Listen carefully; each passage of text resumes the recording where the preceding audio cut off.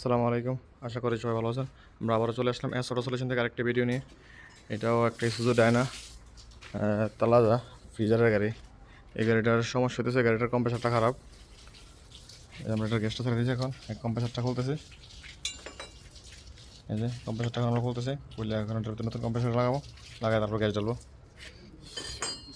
এটা চেক করছিলাম, একবারে দাগাত, মানে একদম দাগাত চলে গেছে। এই যে আমাদের অলরেডি কম্প্রেসার খোলা শেষ, যে কম্প্রেসার একদম ফ্রি হয়ে গেছে, টোটালি কোনো দাগাত নাই। এই দেখেন, টোটালি কোনো দাগাত নাই, একদম ফ্রি হয়ে গেছে।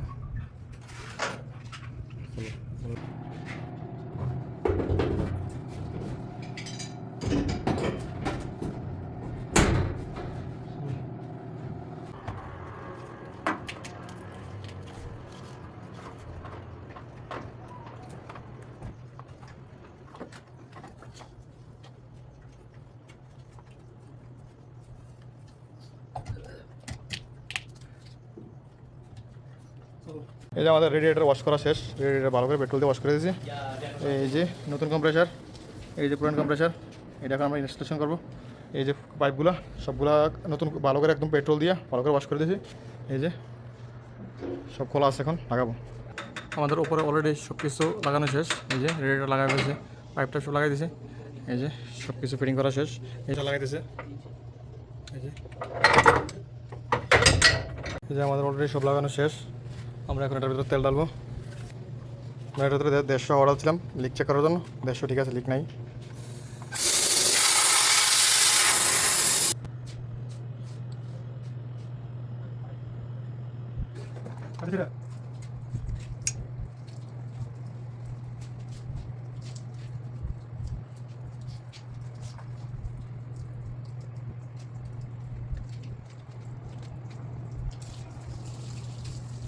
এই যে আমাদের গাড়ি অলরেডি শর্ট করা হয়ে গেছে।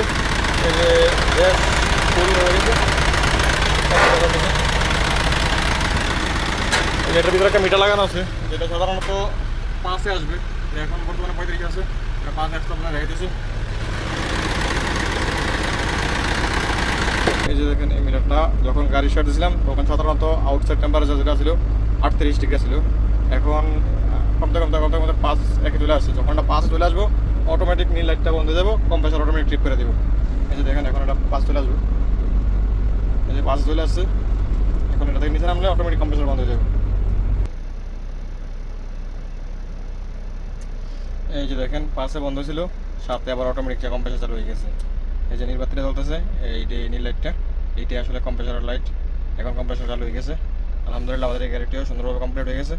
আশা করি সবাই ভালো থাকবেন। আসসালামু আলাইকুম।